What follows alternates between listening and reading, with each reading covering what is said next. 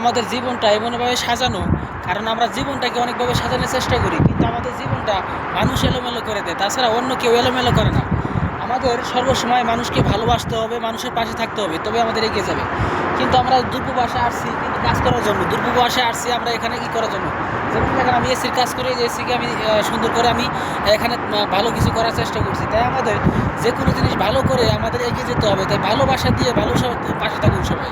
তাই দেখবেন এখানে সর্বসময় ভালোবাসায় কাজ করে।